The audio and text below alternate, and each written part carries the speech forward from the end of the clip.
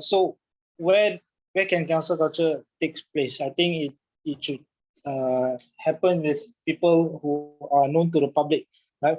Influencers, public figures, people who are already known to the public, but individuals who are not known to the public, I think cancel culture shouldn't be targeted towards them, because these people are on their own. I mean, if let's say whatever they are doing is not right, so let the people around them deal with this individual, right? So there's no need for the public to get involved. So that's where I think cancel culture should not happen. But if it's a public figure, then I think it's fair game.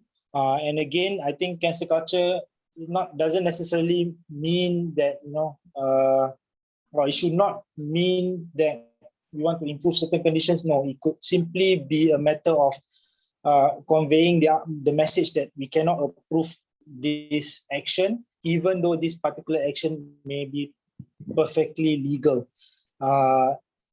Is it unforgiving? I agree, it's unforgiving. Should we give people second chances? Yeah, the yellow ribbon thing, like what Don was saying, I think we should, right? Yeah, but unfortunately, I guess that's I have to admit that that's the ugly side of cancel culture. The whole phenomenon is just unforgiving. Yeah. Okay, so what about comedians who make fun of LGBT, make fun of minorities, make fun of religion? Do you think they should be cancelled? So I think the idea of cancelling anyone, if anyone who should be cancelled, it's the idea of, if let's say they are not sincere in their apology, if they are making an apology for the sake of apologizing, right? Then I think yes, they should be cancelled. Because again, the values of that particular individual, I think it's something that we cannot, if we cannot support them, we shouldn't support them. But then again, if let's say there's already a base fan who doesn't care about the values, they let this guy be a corrupted, a guy immoral person, whatever they are doing or saying is perfectly legal, then so be it, right? But for the people who say, look, there are certain things that are just something simply intolerable, we cannot accept it, this person should be cancelled, then I think it's within their right to call for this person to be cancelled. But if the let's say you were talking about a comedian, right? But if the comedian comes out and sincerely apologize and sort of sincerely apologize, then I think they shouldn't be cancelled. Yeah. So like I said, the chances should be given for as long as the apology is sincere. What if the comedian is like, this is stupid, this is so dumb, I'm a comedian, my job is to tell jokes. The fact that you find it offensive is your problem. Why are you cancelling me for doing correct that? So okay. Yeah, correct. So this idea of comedy and offenses, right? So there's actually, it's a whole different topic altogether, because the idea of comedy, what are you trying to do with comedy? Are you trying to be funny simply by mocking people, or are you trying to raise certain things? Who are you as a comedian? What are you trying to do? So with Dave Chappelle, for example, so he has a social objective, right? Obviously, humor is one way. I mean, his main is what he's trying to do. Comedy is what he's trying to do. But at the same time, while he's doing comedy, he's trying to achieve certain social goals, right? So, but if you are doing comedy, you're using comedy as a means to to bitch on people. As a comedian, I'm just joking. Hey, you're fat. Hey, you're stupid. You're a fucker. I'm just joking. I think that's just a troll. That's a stupid person. I think we should not support such comedians, right? So I don't think that's a comedian at all. Right? I think that's just somebody who's trolling and who's a jerk, right? So for that's just a prick. For witty jokes, I think this is where the term. Sorry, Sim, you go on. So for witty jokes and like jokes that actually are jokes, you are fine with it, if it's talking about those minorities or those that are commonly discriminated. Yeah, I understand, because I'm okay with it. Even though it's in bad taste, I understand, because this person, I would argue that he is not resort to cheap jokes, lame jokes, right? So racist jokes, for example. But the idea, I know he's not out to offend people. His idea is simply just, hey, look, this is what I have in my bag of tricks, right? This is what I have. These are my resources. This is what I can bang on. So if people support that, then so be it lah.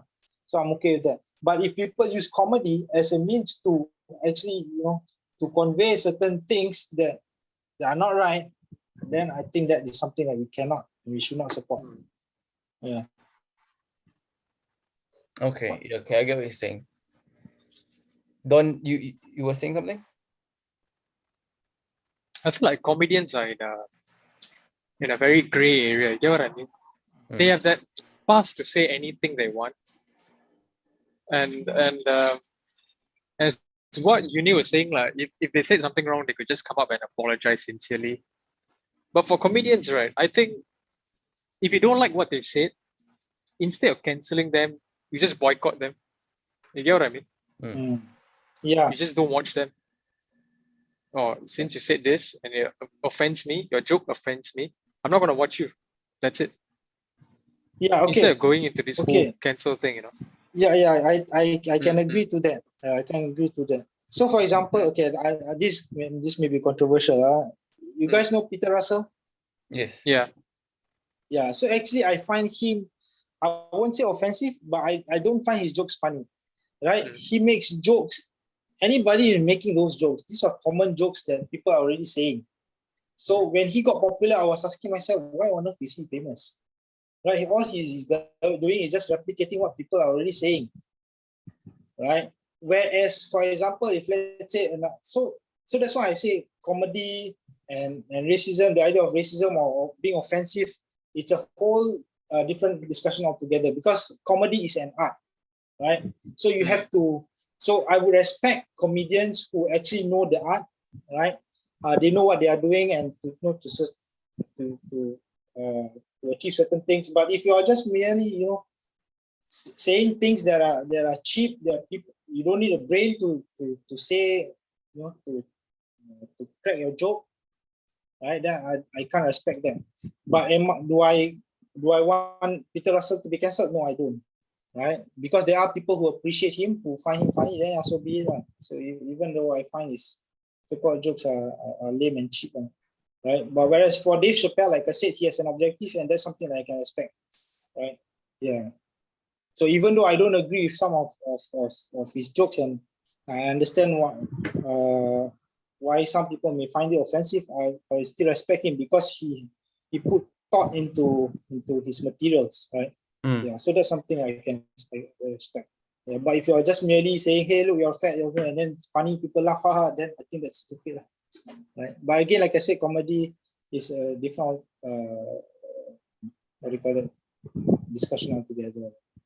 Yeah, because I feel like there are so many avenues where it just doesn't make sense to have cancel culture, or like this whole idea that where we are standing by as a society, that we have these values and all that. For example, right, I'll use another one besides comedy. Talk about rap music. Rap music, fuck bitches, get money, do drugs, shoot a school up, shoot your gang up, whatever. Be violence, we be nasty to girls, we fuck bitches and we do all this nasty shit. That obviously doesn't have a place in our society, but we're still okay. We never cancel rap music.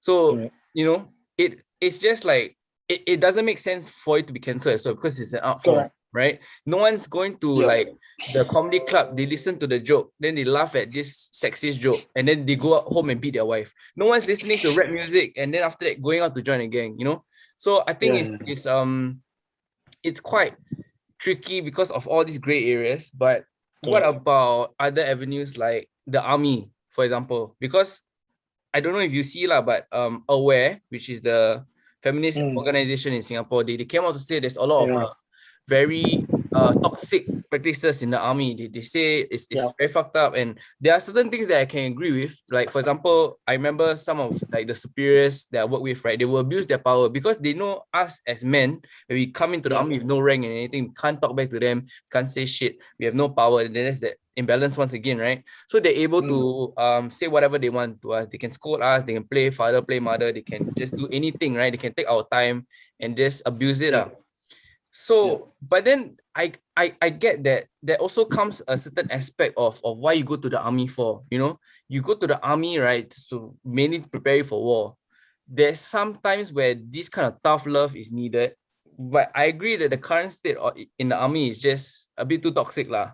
Anyways, but I do get why they're trying to be a bit hard on you and trying to give you struggles and difficulties so that you can overcome them when actually shit hits the fan, when we're actually in war, when we actually sleep in jungles, we have to actually go through some hard shit that we can't be so pampered and treated like, you know, with all these niceties and stuff that we become weak, right? I mean, there's a great quote, I think, from this guy called Michael something. It basically goes something like this, which I kind of resonate well with. It starts off with hard times create strong men create good times create weak men, and weak men create hard times. Right? So it's like the environment you set yourself in is going to be what you evolve into.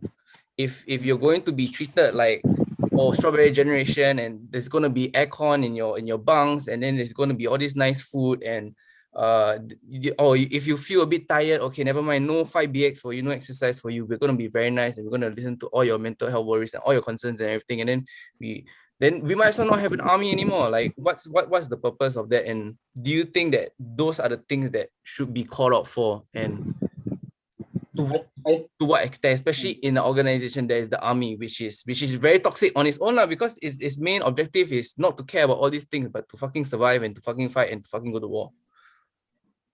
Yeah, I think they should be called out. But to cancel, I think that's not possible.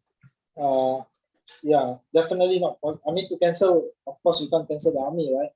To cancel that toxic culture, if you want, I guess, I think it's called for. Yeah. But I think people are already doing it. I mean, so like I said, I mean, if it's not in public, right?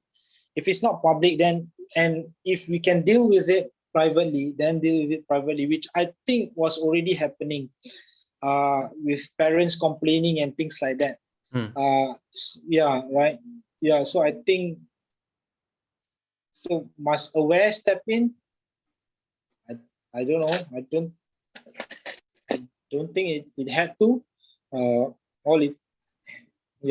think what needed was from some member of the public, or maybe the family members of, or even the soldiers themselves, right? To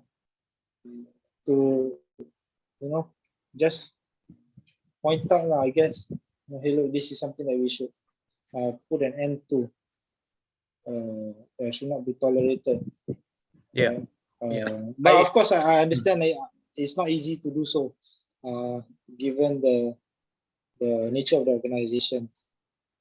Yeah, I agree. Like, for all of instances, right? All of the things that we've been treated in army with, especially from all the stories that I heard from SCDF, where they do all that ragging. And I remember that there was one story I heard where this Encik really abused his power. He got all of his men to strip naked and kiwi brush each other. If you don't know what a kiwi brush is, it's literally the black shoe polish, and they painted themselves so that the Encik can take a photo of all of them butt naked with the black shoe polish all over their bodies and put Orang Minyak 2020 or something like that. Just like for his entertainment, and all that shit is like should be denounced. It's all fucked up and it's all really shit. And I think ever since a lot of ragging incidents in the SCDF and in the army in general, right, they have clamped down on it. They have woken up to the complaints and all of the nasty injuries and deaths that have come out of it.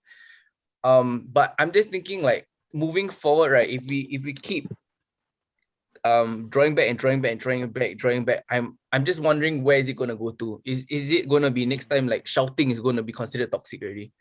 Is it going to be exercise also going to be toxic if the person don't want to feel like, oh, I have no consent, you're raping my consent because I don't even want to exercise?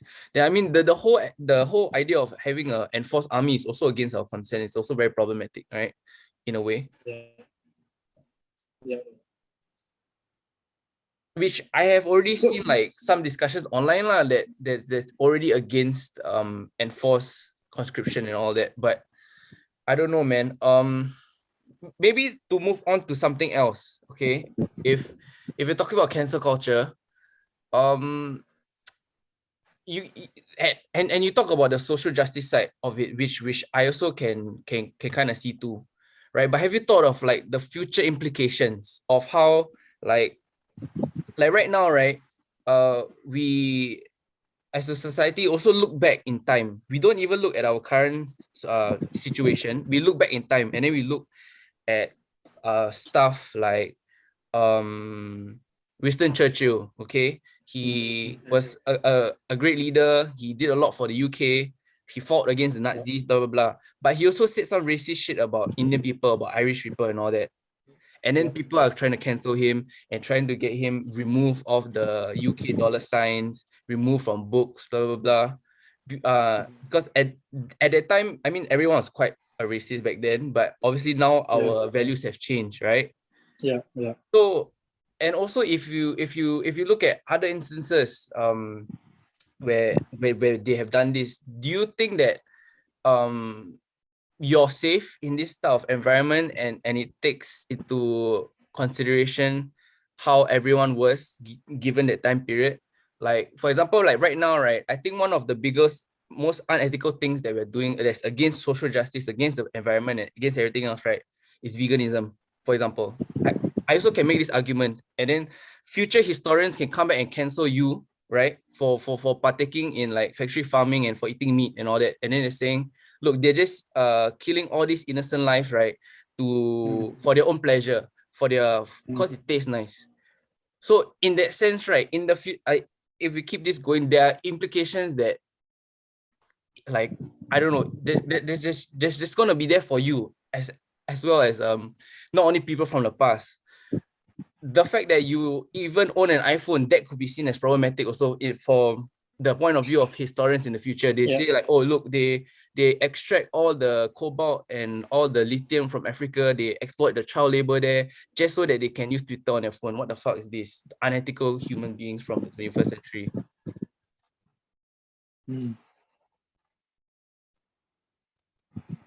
Yeah,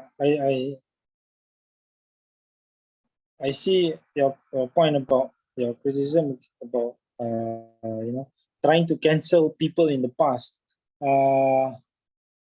I think so. I think go back to the idea that sometimes part of that objective is really to reflect the values that current society, I guess, holds. Right. So yeah,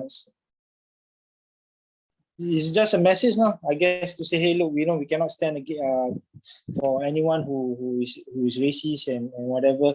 And then but and I can understand why they want to cancel. Hey, look, Winston Churchill is a public figure. He's an influential figure. But he did this. He said this. Certain actions that we cannot approve. And as a society that who has certain values today, okay, we as to reinforce this idea that we cannot support this action, we need to call him out. We need to sort of cancel him. So I think that's where they are coming from. But he's dead though. Does it make sense to do so? I think look, we have to look at the individual, I guess. It may make sense in some instances, but it may not make sense in some other cases, I guess, depending on, I guess, who the figure is. So you were talking about Churchill, right? I think cancelling Churchill doesn't make sense. I think he has done some good that definitely outweigh some of the nasty things. I mean, who's like what I think somebody pointed out earlier. I mean, none of us are actually totally innocent of anything. I mean, totally, what do you call that? Pure innocent, right? We all would have done certain wrongs, right? So Churchill is no exception, right? He's a human being after all. He would have done certain wrong, and that wrong that he did, I think is easily compensated by the good that he has done, right? So to cancel him is doesn't make sense, right? But if let's say there's an individual who has done certain wrong that far outweigh the good that he has done, then definitely cancel him out, right? So so I think one other figure that I think people tried to sort of cancel was Mother Teresa, right? The idea of so she was using fundings from, if I'm not wrong, so she was using funding from the Nazi supporters and things like that, right? But if you ask me again, the good that she has done, I think far outweighs the wrong that she has done. Ultimately, we are human beings, we do make mistakes. So I think it only makes sense if, let's say, the wrong is far greater than the good that that individual would have done. So if, let's say, Churchill has some slave farm somewhere in secret, then I would argue, then why on earth is it, then probably that's something for us to think about. But if it's merely making comments and whatever, I think that's not too grave a mistake. So that's my take, I guess. Right. But I think it's going to be quite hard if you're going to weigh someone's life and then be basically playing God and then seeing every of their deed and seeing like, okay, whether their life actually added more value or more harm. And also like how much that harm or value is also quite subjective. I agree. So ultimately cancel culture is just this idea. It doesn't necessarily mean everyone's on board, right? So the idea, again, go back to Ron Paul. Hey, look, you still have a group of people who supported him. People tried to cancel him, they didn't succeed. So I don't think cancel culture, when there is any movement to cancel any particular individual, is not always successful, I guess. Simply because, like what you said, right? It's difficult to judge, right? So if people realize, hey, look, it's difficult to judge, and then we sort of, and if people are critical enough to ask, hey, look, do we have all the information in hand, for us to really cancel this particular individual or this celebrity, right? So if people sort of stop for a while and then let all the information to really get through to us before we actually decide whether we want to cancel them or not, I think the culture will be in a better place. Right.